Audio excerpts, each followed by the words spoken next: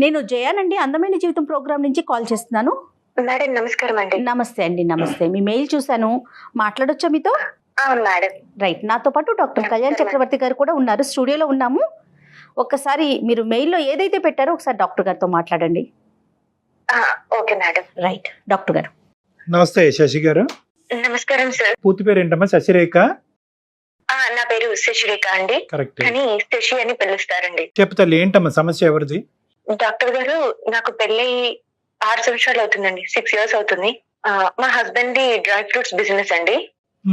బానే ఉంటాము, ఇద్దరం ఒక హ్యాపీగానే ఉంటున్నాము. సో ఏంటంటే నాకు పిల్లలు లేరండి. ఓకే. పిల్లలు లేరని చెప్పేసి చాలా సఫర్ అవుతూ ఉన్నాను. చాలా మంది డాక్టర్లను కలిసాను, చాలా గుళ్ళల్లోకి వెళ్ళాను, చాలా నా వరకైన ప్రయత్నాలన్నీ నేను ట్రై చేస్తూనే ఉన్నాను మేడం. అమ్మా. ఓకే. డాక్టర్ దగ్గరికి వెళ్ళినప్పుడు కూడా అన్ని టెస్టులు కూడా చేశారు నాకు.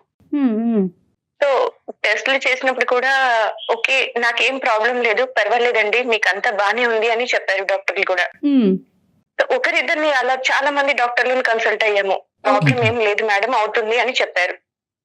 ఓకే అండి అని చెప్పాను. చెయ్యని ప్రయత్నం లేకుండా ప్రతి ఒక్క ప్రయత్నం చేస్తున్నాను. కనపడ్డ రాయి కల్లా ముక్కుతూ ఉన్నాను.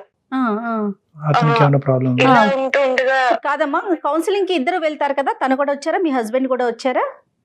అవును మేడం. ఓకే. మరి కదమ్మా, అతనికి ఏమైనా సమస్య ఉందన్నారమ్మా మెడికల్ గా? ఏమన్నా చెప్పారా?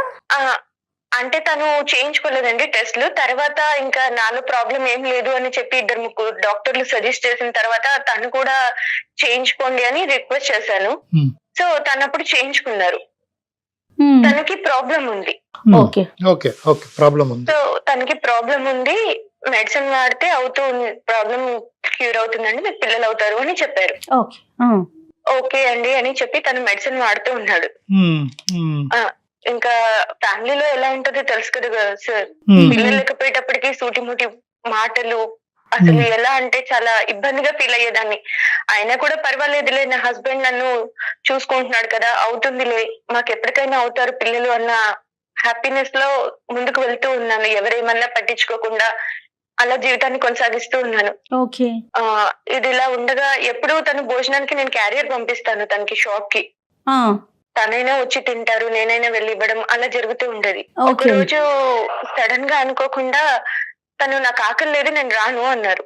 లేదు భోజనం చేయాల్సిందే అని చెప్పేసి నేను క్యారియర్ తీసుకొని షాప్ కి వెళ్ళానండి. నేను షాప్ కి వెళ్లే లోపల తను అక్కడ ఇంకొక అమ్మాయితో కూర్చుని చాలా సరదాగా చాలా ఇదిగా మాట్లాడుతూ ఉన్నారు. నేను అక్కడ ఉన్నానని చూసి కూడా నన్ను ఆ అమ్మాయికి కూడా ఇంట్రడ్యూస్ చేసి కూడా వాళ్ళిద్దరూ హద్దులు దాటి నా కళ్ళ ముందరే అలా ఉండడం చూసి తట్టుకోలేకపోయాను.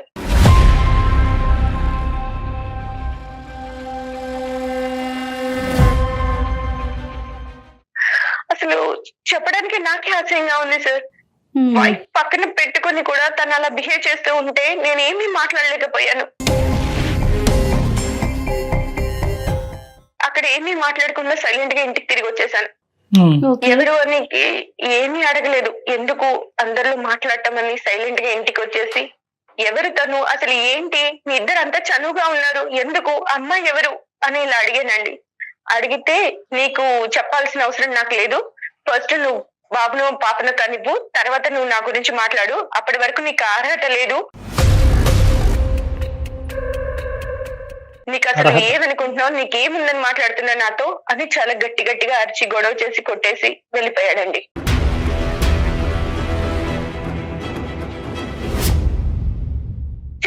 అసలు చాలా నరకం అనిపించింది. నేను అన్ని నాలో ప్రాబ్లం లేకపోయినా కూడా నేను చాలా హ్యాపీగా ఉన్నాను. నా ప్రాబ్లం వల్ల లేదు, తనలో ఉన్నా కూడా నేను అవన్నీ పట్టించుకోకుండా తనతో జీవితాన్ని కొనసాగిస్తూ చాలా సంతోషంగా ఉంటూ ఉన్న టైంలో తను ఇలా చూసి తట్టుకోలేకపోయాను మేడం.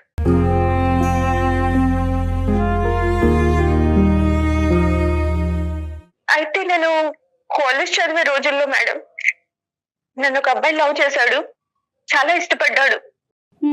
చాలా ఇదిగా ప్రతి ఒక్కరికి గోడల పైన శశి శశి శశి అభి అంటే ప్రతి ఒక్కరికి నోటెడ్, అలా ప్రతి ఒక్కరు అలా హ్యాపీగా ఉండేవాళ్ళు. అప్పుడు నన్ను లవ్ చేసేవాడు. కానీ తను చాలా అందగాడేం కాదు, అందంగా లేడు, పెద్దగా చదువుకోలేదు. తను తన లైఫ్ ని లీడ్ చేసుకోవడమే కష్టం. తనకి చాలా బాధ్యతలు ఉన్నాయి. ఓకే. ఇంకా నన్ను పోషించే సంపాదన కూడా తను సంపాదిస్తాడో లేదో అని ఆలోచిస్తారు కదా మేడం. నేను ఆ టైంలోనే మా నాన్నగారికి చెప్పుండొచ్చు నేను ఇలా లవ్ చేశాను అని. కానీ ఎవరైనా కన్న తండ్రికి ఉంటుంది కదా మేడం, నా కూతుర్ని నాకంటే గొప్ప వాళ్ళకి ఇచ్చి చేయాలి. నా కూతురు మాత్రమేనండి. నేను ఇష్టపడ్డాను. ఓకే. పెళ్లి దాకా వెళ్ళలేదు అంతేనా? Yes madam. Okay okay. నేను పెళ్లి చేసుకుంటే తను మర్చిపోతాడు, హ్యాపీగా ఉంటాడులే అని అనుకున్నానండి. ఓకే. సో ఇలా నేను అన్ని 6 సంవత్సరాల నుంచి ఏది గుర్తుకు చేసుకోలేదు. తను నా అంతలో నేను ఉంటున్నాను, అన్ని మర్చిపోయి నా భర్తే నాకు సర్వస్వం అని బ్రతుకుతున్నాను మేడం. నేను తన కోసమే ఉండాలి అన్నట్టు నేను మా హస్బెండ్ కోసమే అన్ని భరిస్తూ ఉంటూ ఉన్నాను. ఎవరెన్ని మాటలు అన్నా పట్టించుకోకుండా, బంధువులు పిల్లలు లేరు, గొడ్రాలు అని ఇలా చాలా హింసిస్తూ ఉన్నా కూడా నేను ఎప్పుడు పట్టించుకోలేదు. నా భర్తే నన్ను ఇలా చూసేటప్పటికి తట్టుకోలేకపోయాను మేడం. చాలా ఏడుపు వచ్చేసింది, చాలా బాధ అనిపించింది.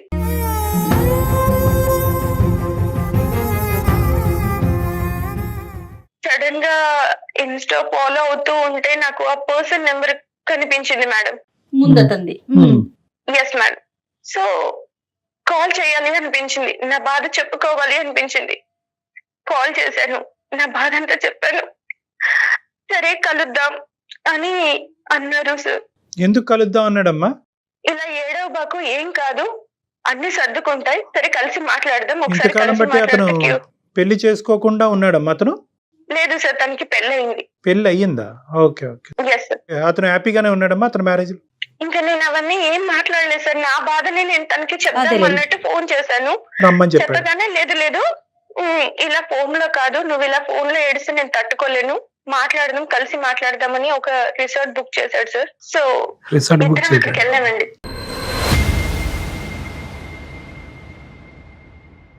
రిసార్టే దొరుకుతాయమ్మా మనకి ఈ టైంలో? అంటే సార్ నేను అసలు ఆ సిచ్యువేషన్ లో ఎక్కడ ఏంటి అని కూడా ఏం ఆలోచించలేదు సార్. ఫస్ట్ అసలు మాట్లాడాలి, నా బాధను తనతో చెప్పుకోవాలి.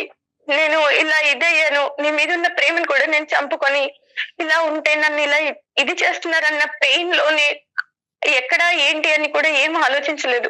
సరే వెళ్ళావమ్మా రిసార్ట్కి వెళ్ళారా? వెళ్ళాను సార్. సో రిసార్ట్ కి వెళ్ళిపోయేటప్పటికి తనని 6 years నుంచి మిస్ అయిన ఫీలింగ్ తట్టుకోలేక అసలు చూడగానే నన్ను నేను కంట్రోల్ చేసుకోలేకపోయాను సార్.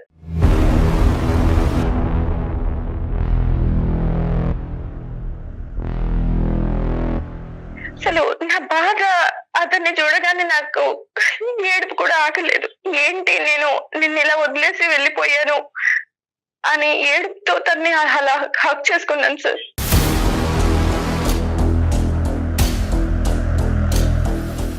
హక్ చేసుకొని నా బాధ అంతా తనకి చెప్పుకొని చాలా ఫీల్ అయ్యాను. అనుకోకుండా అక్కడ చిన్న మిస్టేక్ అయింది సార్.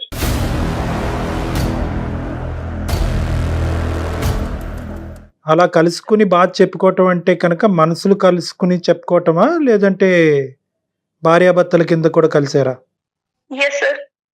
3 months కి తెలిసింది సార్ నేను కన్సీవ్ అని. అయ్యో రామా. సో కన్సీవ్ అవ్వగానే ఇంట్లో వాళ్ళందరూ ఎప్పటి నుంచో ఎదురు చూస్తున్నారు కదా, చాలా హ్యాపీగా ఫీల్ అయిపోయి అందరికి బంధువులకు చెప్పుకోవడము, చాలా సెలబ్రేషన్ లాగా చేసుకుంటున్నారు, చాలా హ్యాపీగా ఫీల్ అవుతున్నారు. మా హస్బెండ్ కూడా అందరూ చాలా ఒక ఫెస్టివల్ లాగా చేసుకుంటున్నారు సార్. యాక్చువల్లీ అక్కడ విషయం ఏంటంటే, యాక్చువల్లీ నా కడుపులో పెరుగుతున్న బిడ్డకి తండ్రి నా భర్త కాదన్న విషయం నా ఒక్కదానికే తెలుసు సార్.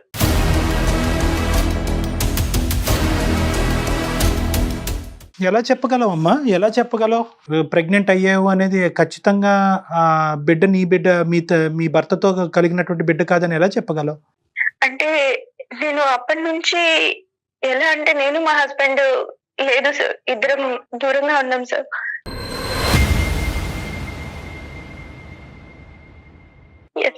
ఇప్పుడు కన్సీవ్ అయ్యాను. ఎన్నో మంత్? కన్సీవ్ అవ్వగానే మా హస్బెండ్ ఇంకా చాలా హ్యాపీగా. మీకు ఇప్పుడు 3rd మేడం. చాలా పెద్ద ఊబిలోనే కూరుకుపోయావు. నాకు ఇప్పుడు బాధ ఏంటంటే సార్, ఇది నా హస్బెండ్ వల్ల కాదు, తన వల్ల. నేను ఈ విషయం తనకి ఎలా చెప్పాలి? చెప్పకుండా ఉండాలా? చెప్పకుండా మోసం చేయాలా?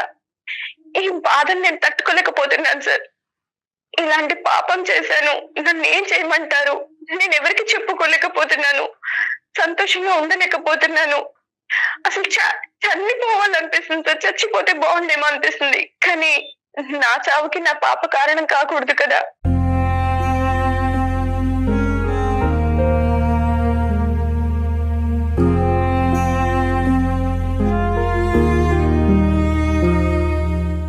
తనని ఎందుకు బలి చేయాలి అని ఆలోచిస్తున్నాను.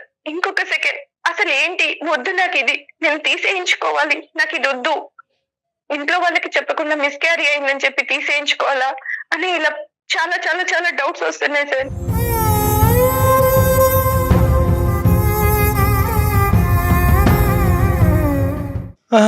అమ్మ ఇప్పుడు ఇలాంటి పరిస్థితుల్లో ఎవరు మాత్రం ఏం చెప్పగలరు తల్లి? ఇప్పుడు మోసం చేశానా, నా భర్తను మోసం చేస్తున్నాను అనేటటువంటిది నువ్వు బిడ్డతో కన్సీవ్ అయ్యాక అనిపించిందా, లేదంటే ఆ అబ్బాయితో కలిసిన తర్వాత ఆ రిసార్ట్లోంచి బయటకు అడుగు పెట్టినప్పుడు అనిపించిందా? అదే మోసంగా, అది కూడా మోసమేగా.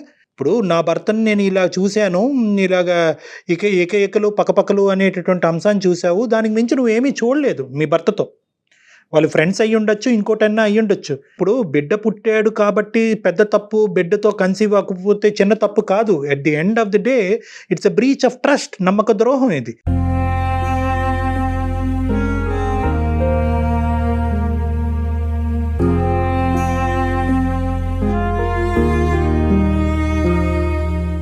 నీ భర్త ఏం చేశాడు అనేటటువంటిది కాసేపు తీసి పక్కన పెట్టండి. మీరు మనస్తాపం చెందారు, మీరు చూసింది ఒకటి, ఊహించుకుంది ఒకటి, మీ మనసులో ఆలోచించింది ఒకటి, ఫైనల్గా జరిగింది ఒకటి.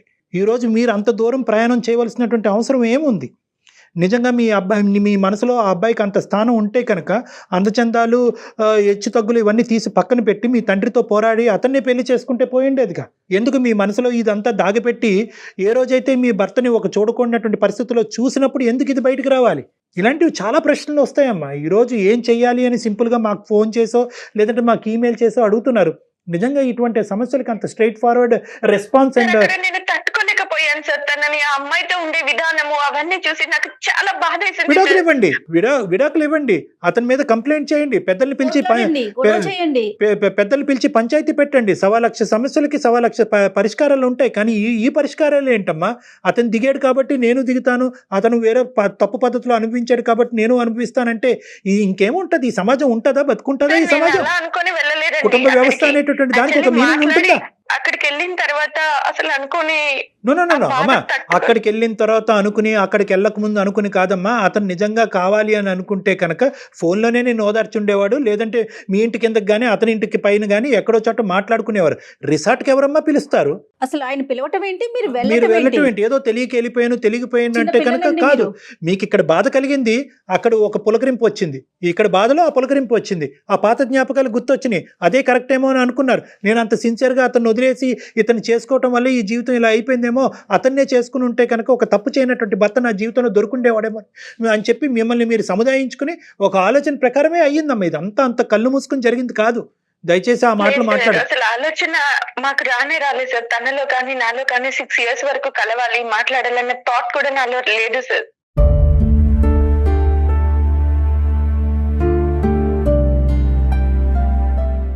అక్కడ అలా చూసిన తర్వాత సిచ్యువేషన్ కంట్రోల్ అవ్వలేక నేను తనకి ఫోన్ చేసి నా బాధను షేర్ చేసుకోవాలి అనుకున్నాను తప్పించి ఇంకా నేను అంతకు మించి ఇంకేం అనుకోలేదు. అక్కడికి వెళ్ళిన తర్వాత ఓదార్చే టైంలో అలా సినిమా అండి అవ్వదమ్మా, అలా అవ్వదు. సరే, ఇప్పుడు ఏంటంటే నిన్ను నిందించి నిన్ను ఖండించడం అనేది ఇక్కడ సొల్యూషన్ కాదు. ఎందుకంటే ఈ స్టోరీ 199 మంది ఈ విధంగానే అనుకుంటారు, నేను మాట్లాడినట్టే మాట్లాడతారు. అంటే ఏంటంటే నువ్వు అక్కడికి ఎందుకు వెళ్ళావు, రిసార్ట్కి ఎందుకు వెళ్ళావు, బాధ చెప్పుకునే దానివి శరీరాలు ఎందుకు ఒకరికొకరు చెప్పుకున్నారు అనేటటువంటి అంశాన్ని ఎవరన్నా మాట్లాడతారు. నెంబర్ 2, ఎవరన్నా ఏమన్నా అంటే కనుక అతను గడ్డి తిన్నాడు కాబట్టి నువ్వు గడ్డి తింటావమ్మా, నీ భర్త గడ్డి తిన్నాడు కాబట్టి నువ్వు గడ్డి తిన్నావమ్మా అని అంటారు. లేదా ఇంకొక వంతు మనుషులు ఏమంటారంటే కేవలం నీ భర్తని ఒక స్త్రీతో పాటు ఒక సంతోషకరమైనటువంటి వాతావరణంలో చూసే దానికి మించి నువ్వు ఏమీ చూడలే కదమ్మా, అతనికి మించినటువంటి మెట్టెక్కి నువ్వు ఎందుకు ఇంత ఇలాంటి దానికి ఒడిగట్టావని చెప్పి అనుకుంటారు. ఈ మూడు రకాలుగా పబ్లిక్ తప్పే, నాకు తెలుసు ఆ విషయం, బట్ నేనేమి చేయలేకపోతున్నాను సార్. ఇప్పుడు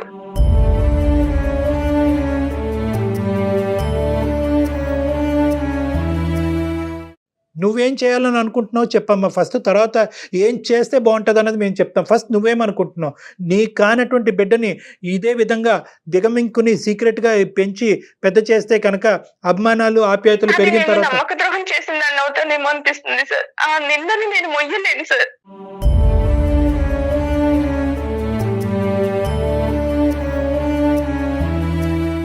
ఇప్పుడు అతని పొజిషన్ ఏంటి, మీ హస్బెండ్ పొజిషను? తను చాలా హ్యాపీగా ఫీల్ అవుతున్నాడు సార్. ఇన్ని ఇయర్స్ తర్వాత కన్సీవ్ అయ్యింది నా వైఫ్ అని చాలా సెలబ్రేషన్ గా చాలా హ్యాపీగా ఫీల్ అవుతున్నాడు. పుట్టబోయేటటువంటి బిడ్డని పుట్టక ముందే ఇంత బాగా ప్రేమిస్తున్నాడు అనే ఆలోచన వల్ల ఇప్పుడు నువ్వు చేసిన తప్పు అని నీకు అనిపిస్తుందా? అంటే సార్ నాకు అర్థం కాదు, పిల్లలు పుడితేనే భార్యనా సార్? పుట్టకపోతే భార్యని ఏ రకంగా అయినా ఊహించుకోవచ్చా? పక్కన ఇంకొక అమ్మాయి భార్య నించొని ఉంటే ఇంకొక అమ్మాయి ఆవిడతో ఉంటే భార్యకి ఎంత బాధ అవుతుంది సార్? అమ్మ, బిడ్డల గురించే భార్య అనేటటువంటిది తప్పు, కానీ బిడ్డల గురించే భార్య అనేటటువంటి విధంగా పక్కదో వెళ్ళినటువంటి భర్తను చూసి ఆడది ఇంకో తప్పుతో పట్టి వేరే వ్యక్తికి గర్భం దాల్చడం అనేది తప్పున్నారా? సో ఇక్కడ నేనేమంటున్నానంటే అది తప్పే, ఇది తప్పే. ఆ సబ్జెక్ట్ గురించి మనం తర్వాత మాట్లాడుకుందాం. నీ భర్త ఎందుకు అలా ఆలోచించాడు, బిడ్డ పుట్టగానే బిడ్డతో కన్సీవ్ అవగానే నీ దగ్గరికి ఎందుకు పరిగెట్టుకుని వచ్చాడు అనేది సపరేట్ సబ్జెక్ట్. ఆ ప్రశ్న మీరు వేసుకోండి ఒకసారి. అది తర్వాత మీరు మాట్లాడు. చేసింది కరెక్టేనా అనే ప్రశ్న మీ వైపు వేసుకోండి ఒక్కసారి. ఇప్పుడు మనం అవును మేడం, తప్పు చేశాను, నేను తప్పు చేయలేదు. ఇప్పుడు ఏంటంటే ఇప్పుడు అతను చేసిన తప్పు కాదా అండి అనేటటువంటి పరిస్థితిలో మనం లేము. అది కాదు ఇక్కడ సబ్జెక్ట్. ఇక్కడ మీరు చేసినటువంటి తప్పు, ఈ తప్పుకు పరిష్కారం ఏంటి, అసలు పరిష్కారం అన్నది ఉందా అనేది కూడా మనం అడగాలి. పరిష్కారం ఉందా? ఈరోజు డాక్టర్ కళ్యాణ్ చక్రవర్తి దీనికి పరిష్కారం చెప్పగలడా, లేదంటే నువ్వు పెళ్లి చేసుకున్న భర్త దీనికి పరిష్కారం చెప్పగలడా? అదే అర్థం కావట్లేదు సార్. నా జీవితం ఎటు వెళ్తుందో కూడా నాకు అర్థం కాని సిచ్యువేషన్ లో ఉన్నాను. దయచేసి మీరు నాకు హెల్ప్ చేయగలరా? నీ మైండ్ లో ఉన్న ఆప్షన్స్ ఏంటో చెప్పమ్మా, దాన్ని బట్టి నేను చెప్తా. ఆ బిడ్డకు తండ్రి తిను అని చెప్పి నేను ఉండగలనా? అంత ధైర్యం నాకు లేదు సార్. రైట్, అది ఉండలేవు. ఈ సీక్రెట్ గా అయితే దాచిపెట్టేటటువంటి అవకాశం లేదన్నది క్లియర్ కట్ గా ఇందాక చెప్పేశావు. Option number 2. Yes, sir. రెండోది ఏంటి తల్లి? చెప్పకుండా వెళ్ళి మిస్క్యారీ అయిందని చెప్పాలా అని ఆలోచిస్తున్నాను సార్. అంటే అబార్షన్ చేసుకుని వెళ్దామనమ్మా? Yes sir. రైట్, అది రెండోది. మూడోది ఏంటమ్మా, ఇంకేమైనా ఉన్నాయా? లేదు సార్. మూడో ఆప్షన్ నేను చెప్పనా? ఆ బేబీ వద్దు Yes, sir. తనకంతే. అమ్మ, ఇప్పుడు బిడ్డతో నీకు ఒక ఇమోషనల్ అటాచ్మెంట్ పెరిగిందా లేదా? పెరిగింది సార్. పెరిగింది కదా. సో ఒక అబార్షన్ అనేటటువంటి మార్గంలో వెళ్ళి బిడ్డనైతే చంపుకోలేవు కదా. అది మేము కూడా మాట్లాడలేం. అబార్షన్ గురించి ఎవరికి వాళ్ళు నిర్ణయం తీసుకోవాలి, కానీ బయట వ్యక్తులుగా మేము దాని గురించి చేయించుకోమా వద్దామా అని చెప్పేటటువంటి హక్కు మాకు లేదు. అది చట్టరీత్యా కరెక్ట్ కూడా కాదు. సో ఆ అంశాన్ని తీసి పక్కన పెడదాం. నేను మూడో ఆప్షన్ నేను ఒకటి చెప్తా. ఏదైతే అది అయ్యింది అని చెప్పి నీ భర్తతో ఈ పరిస్థితుల్లో నిన్ను చూడటం వల్ల నేను మనస్తాపం చెంది ఒక డిప్రెషన్లోకి వెళ్ళి నా స్పృహను కోల్పోయి నేనేం చేస్తున్నానో నాకు తెలియక ఈ తప్పు జరిగింది అనే విధంగా నీ భర్తకు చెప్తే అతని రియాక్షన్ ఏమవ్వచ్చు? అసలు తను ఇప్పుడు నువ్వు మాకు చెప్పిందేనమ్మా, నువ్వు మాకు ఏదైతే చెప్పావో ఇదే ఆస్పెక్టు ఈ బలైనటువంటి పరిస్థితిలో నువ్వు చేసినటువంటి పనితో నేను మనస్తాపం చెంది నేను అక్కడికి వెళ్ళి చెప్పుకోవటానికి తనకి చెప్పలేను సార్. దానికంటే చావడమే బెటర్ సార్.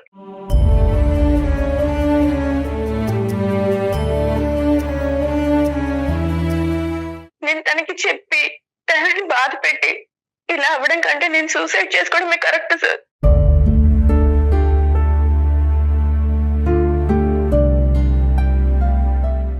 వద్దులేమమ్మా, ఇప్పుడు సూసైడ్ చేసుకోవాలి అనేటటువంటి ఆలోచనతో వచ్చిన దాని అయితే ఈ వేదిక ఎందుకమ్మా? ఈ వేదిక మీద ఇప్పుడు వచ్చి ఎవరికి సూసైడ్ చేసుకోండి అని మేము చెప్పలే, చెప్పం కూడాను. ఓకే, సో అది కాదు, అది తీసి పక్కన పెట్టండి. బ్రతుకుంటానికి 1000 కారణాలు ఉంటాయి, 100 సమస్యలకి 1000 సొల్యూషన్లు ఉంటాయి. కొద్ది కూల్గా మనం ఆలోచిద్దాం.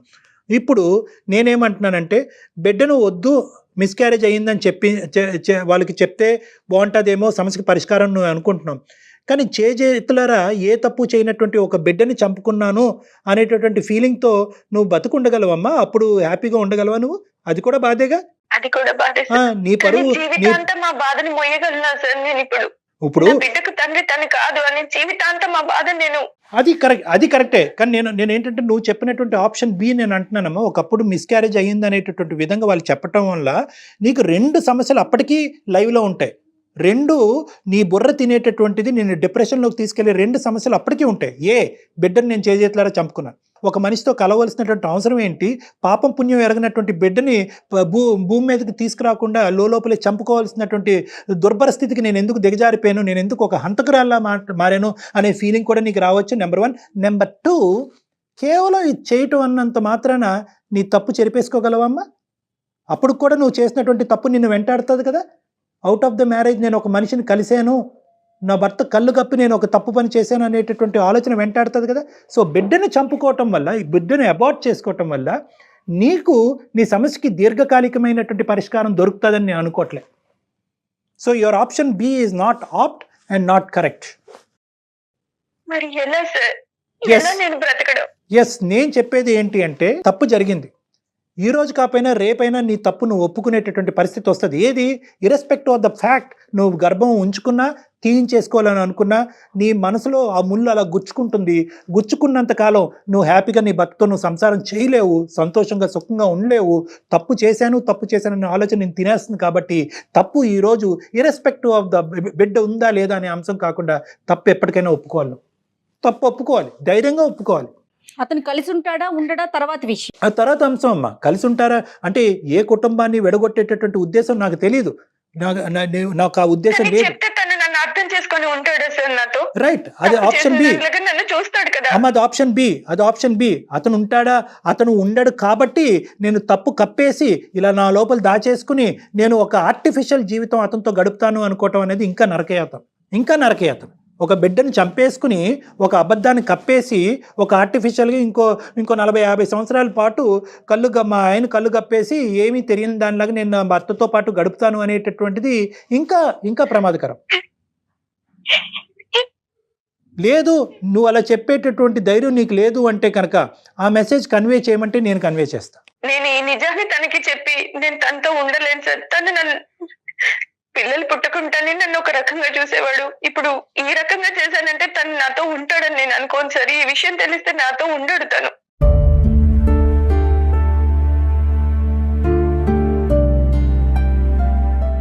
చూడమ్మా, అన్ని తప్పులకి ఒక పాజిటివ్, చాలా కంఫర్టబుల్ సొల్యూషన్ వస్తుంది అని అనుకోవద్దమ్మా. ఒక చోట ఇప్పుడు నీ భర్త నీతో ఉంటాడా లేదా అనేటటువంటిది ఒక ఆఫ్టర్ ఇష్యూ, ఒక సెకండరీ ఇష్యూ. ఈరోజు ప్రైమరీ ఇష్యూ ఏంటంటే ఈ నిజాన్ని ఇలా కప్పిపుచ్చి అతనితో నువ్వు జీవితం కొనసాగగలవా? బిడ్డను చంపేసుకుని లేదంటే బిడ్డ నా బిడ్డ కాదు అనే సీక్రెట్ని దాచిపెట్టి, అలాగైతే నేను ఉండను అని చెప్పి ఆ ఆప్షన్ అయితే తీసేసావు. బిడ్డను తీసేసుకుని ఒక సీక్రెట్ని కప్పిపుచ్చి అతనితో ఎంతకాలం హ్యాపీగా నువ్వు ప్రయాణం చేయగలవు? అప్పుడు మాత్రం నీకు ఇది నేను ఒకటి దాచిపెడుతున్నానని నీకు గుచ్చుకోదు అనేది గ్యారంటీ ఉందా? రైట్. సో ఇక్కడ ఉండేటటువంటిది ఏంటంటే నేను చెప్తున్నాను కదమ్మా, ఈ ప్రాబ్లంకి ఇది చాలా క్లిష్టమైనటువంటి ప్రాబ్లం. నువ్వు అనుకున్నట్టుగా స్మూత్గా సాఫీగా 100% నీకు కంప్లీట్గా కంఫర్ట్ జోన్లో పెట్టి ఈ సొల్యూషన్ ఇవ్వటం అన్నది ఈ భూప్రపంచం మీద మానవ మాత్రుడికి ఎవ్వడికి అవ్వదు. ఎందుకంటే కనుక జరిగినటువంటి తప్పు ఆ స్థాయిలో జరిగింది కాబట్టి, నువ్వు 3వ నెల గర్భవతి కాబట్టి, ఇది అందరి జీవితాలకి ముడిపడి ఉంది కాబట్టి, నువ్వు చూడకూడదు ఏదో చూసావు, దాన్ని ఇంకో స్థాయిలో ఊహించుకున్నావు, వెళ్ళి ఇంకో మనిషితో తప్పు చేసావు, ఈరోజు గర్భం దాల్చావు. ఇప్పుడు దీనికి సింపుల్గా 100%గా నేను అందరూ హ్యాపీగా ఉండే సొల్యూషన్ చెప్పమంటే ఎవరు చెప్పలేరు. ఇక్కడ ఎవరో ఒకరు బాధపడాలి.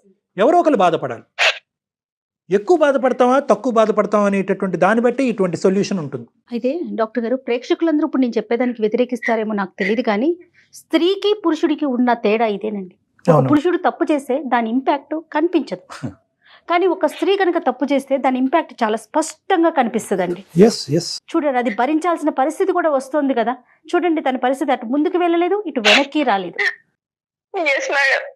ఒక స్త్రీగా నన్ను బాగా అర్థం చేసుకున్నారు. అమ్మ, ఒకటే నేను చెప్తాను తల్లి, ఇక్కడ ఏంటంటే ఇది బహుశా మేము చెప్పేటటువంటి సొల్యూషన్ నీకు చాలా పార్షల్గా, ఇన్కంప్లీట్గా అనిపించవచ్చు. నేను ఇందాక చెప్పాను కదా, దీనికి కంప్లీట్గా అందరూ నవ్వుకుని సంతోషంగా ఉండే సొల్యూషన్ దీనికి లేదు. కాబట్టి నేను ఎంచుకున్నటువంటి సొల్యూషన్ ఇది. తర్వాత నీ ఇష్టం. ఎందుకంటే నేనేమంటానంటే, ఏమో నేను తప్పుగా ప్రవర్తించాను అనే రియలైజేషన్ నీ భర్తకు రావచ్చేమో. నేను తప్పుగా, ఒక స్త్రీ అంటే కనుక, ఒక భార్య అంటే కేవలం పిల్లలు అనేటటువంటి మెషిన్ లాగా నా భార్యను నేను పరిగణనలోకి తీసుకోవటం వల్లే నా భార్య మనస్తాపం చెంది ఇటువంటి తప్పు చేసిందేమో అనేటటువంటి రియలైజేషన్ నీ భర్తకు రావచ్చు. కాబట్టి ఎప్పటికీ కూడా ఒక కుటుంబం, ఒక భార్యాభర్తల సంసార జీవితంలో ఎప్పుడు కూడా నిజాలు ఎప్పుడు కూడా బహిర్గతం కావాలమ్మా. అబద్ధాలతో జీవితం నడిపించలేం మనం. కాబట్టి నా ఉద్దేశం, ఇప్పటికీ కూడా నీకు ఎంత కఠినంగా అనిపించినా కూడా నువ్వు నిజం చెప్పాలి అనేదే నా ఆలోచన. ఒకప్పుడు చెప్పలేను అని అనిపిస్తే కనుక మీడియేషన్ కావాలి, ప్రొఫెషనల్ మీడియేషన్ కావాలి, చెప్పేటటువంటి విధంగా అతను అర్థమయ్యేటటువంటి విధంగా అతనికి చెప్పాలి అని నీకు అనిపిస్తే కనుక నీ పరిస్థితులను నువ్వు నాకు పుస్తకం విప్పినట్టుగా మొత్తం అంతా వివరించావు కాబట్టి నాకు అర్థమయ్యేటటువంటి విధంగా ప్రొఫెషనల్గా అతను నీకు చెప్పేటటువంటి ప్రయత్నం చేయమంటే నేను దానికి కూడా రెడీ.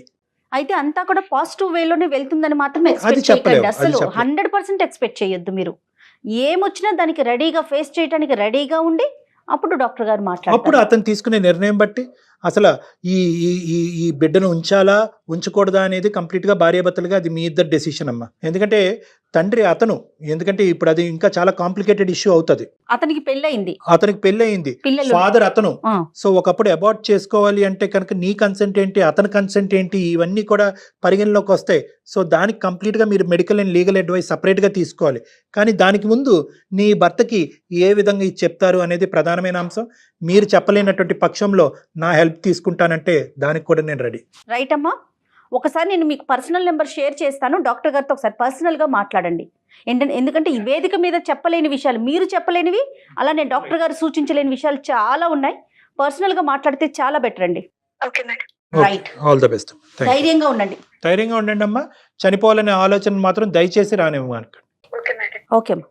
ఇంతకు మించి పరిష్కారం కనిపించట్లేదు డాక్టర్ గారు. ఎందుకంటే పర్సనల్గా మీతో వచ్చి మాట్లాడటం తప్ప తను పూర్తిగా చెప్పలేకపోతుంది. వేదికగా మనము చెప్పలేకపోతున్నారు. మీరు కూడా సరేనా అంటే ఇంకొంచెం డెప్త్గా చెప్పాలన్నా కూడా చెప్పలేని సెన్సిటివ్ విషయాలు కదా. చాలా సెన్సిటివ్ ఇష్యూ అమ్మా. దీనివల్ల ఎవరో ఒకరు బాధపడతారు. ఖచ్చితంగా ఈ అమ్మాయి తప్పు చేసినందుకు ఈ అమ్మాయి కొద్దిగా ఎక్కువ బాధపడాలి, అది తప్పదు. ఎస్. ఆ బాధలో రకరకాలు ఉండొచ్చు. ఏ భర్త వింటే కనుక బహుశా నాన్ యాక్సెప్టెన్స్, నీ దారి నీది, నా దారి నాది, విడాకులు. సో బహుశా ఈ అమ్మాయిని మనం మెంటల్ గా ప్రిపేర్ చేయాలి. అంతేనండి. అల్టిమేట్ తన అవుట్కమ్, కాళ్ళ మీద తను నిలబడే ధైర్యాన్ని మాత్రం ఇవ్వాల్సిన అవసరం తన వచ్చింది. కాళ్ళ మీద తను ప్లస్ బిడ్డ భర్త లేకుండా బిడ్డను చూసుకునేటటువంటి పరిస్థితిని కూడా ఆ అమ్మాయి అంగీకరించేటటువంటి Face పొజిషన్ కి చేయాల్సిందే. మనం తీసుకెళ్ళాలి. Thank you so much. చూద్దాం మేడం, కలవని అండి, చూద్దాం మనం. షూర్ షూర్ డెఫినెట్గా అండి. నమస్తే.